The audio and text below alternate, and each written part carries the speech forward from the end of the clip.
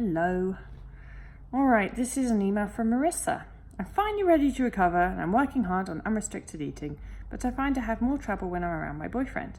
He has strong opinions on morality around food, exercise, and body shape. I fear that I'd be judged if I eat more, even though he's generally supportive of me gaining weight. Also, any tips for explaining the fucked up mindsets around anorexia? He gets irritated really quickly when I have trouble doing things he thinks shouldn't be an issue, like having an opinion on where to eat dinner or buying ice cream. I bought a pint of ice cream for the first time ever yesterday, but his first comment was, "You only got chocolate? Why didn't you get Ben and Jerry's or something?" And I just cried because I couldn't express the interesting flavours felt like too much.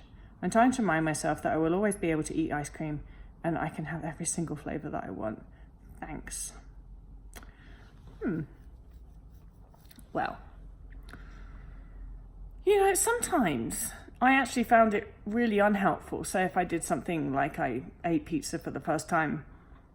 Well, I wasn't ever I didn't share very much, but sometimes I did. And if someone had been like, "Oh my God, that's amazing," I think it would have made things worse, because then I would have been like, eating pizza is like amazing? Is that abnormal? I thought people ate pizza the whole time. Maybe they didn't eat pizza the whole time. Maybe I just ate too much. That's what my brain would have done back then. So I actually personally found it better when people downplayed my achievements and be like, it would be better for me if someone was like, "You ate pizza, big deal. Go and eat another slice." Like that would be that made things way easier for me than someone making a big deal out of, "Oh, you just did so well. You ate ice cream," but we're all different. So that was just me. And it sounds like you want your boyfriend to understand how big an accomplishment that is for you. And he doesn't, but you got to look at it from his point of view, right? Eating disorders are fucking weird. They are. And for a person that doesn't have an eating disorder, this is like somebody just ate ice cream. So, it is weird. And so you can't really blame people for not understanding. That's a bit like someone coming out of the toilet and being like, "I wipe my ass," and expecting you to jump around and make a big deal out of it. You'd be like, "Yeah, we all do that every day." Yeah. So I don't think he's probably not trying to be an asshole, is he? He's probably just, it's really difficult to understand the incredible amount of fear that an eating disorder can make a person have around something as simple, or should be as simple, as eating ice cream. And so I think that the first step is to help him understand that there's a huge amount of fear. And the way that I would do that is, I'd liken it, if you can think of something that's a phobia of his, and the more irrational the phobia, the better it is as a comparison, because fear of food is not particularly logical, but neither is fear of spiders, really, especially not like non-venomous spiders, because if you think about it, a little tiny spider, it is not going to be able to hurt you, yet many of us are really scared of spiders, irrationally scared of spiders. And some people have proper phobias about it, where their heart rates go up and they go into panic mode. And if somebody's got a proper phobia about something, reasoning with them in that moment and being like, "Why are you scared of a spider? It's not going to hurt you." Telling them it's not going to hurt them basically does nothing.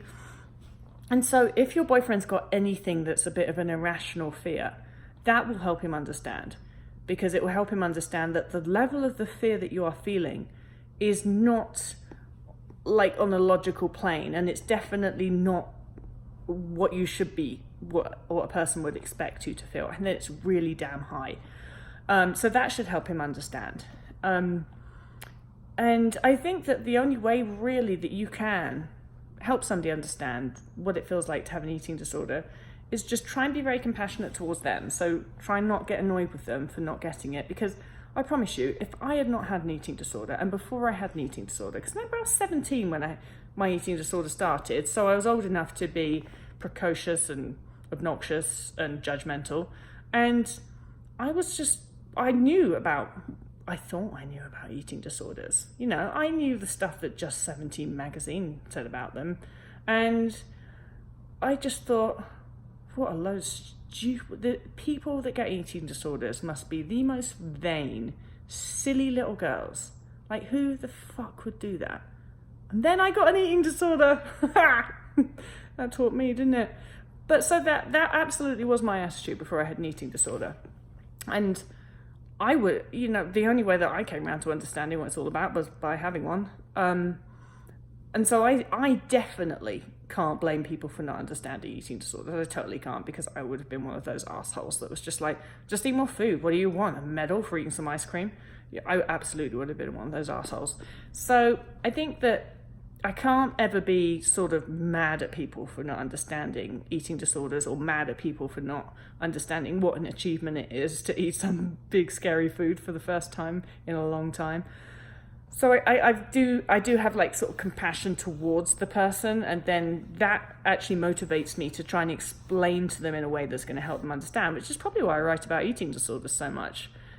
Because I was one of those assholes that didn't really get it, it's really important to me to try and write about these things in a way that helps other people understand it. I did a podcast on fear once, and that was trying to describe what the fear was, what the fear that you feel when you have an eating disorder is like. I'll put a link to the podcast in the video, because in that video it's like I'm talking to somebody's partner and trying to help them imagine something that they're scared of, and then go through and understand that it's a real physical and mental fear that we feel when we tackle foods that we're scared of, or more specifically, when we eat more than our brains think is the minimal amount that we can eat. So I'll put that in there, and maybe if you'll listen to that. But definitely try not to be too mad at him. It's an insane and difficult and weird thing to try and understand. But you can educate him, and if you can find the right words and if you can find the right analogies, then most people, when they get it, they don't want to be assholes. They actually really want to get it. And if he's your boyfriend, if he's with you, he probably doesn't want to be an asshole. He probably really wants to get it and wants to help. Yeah.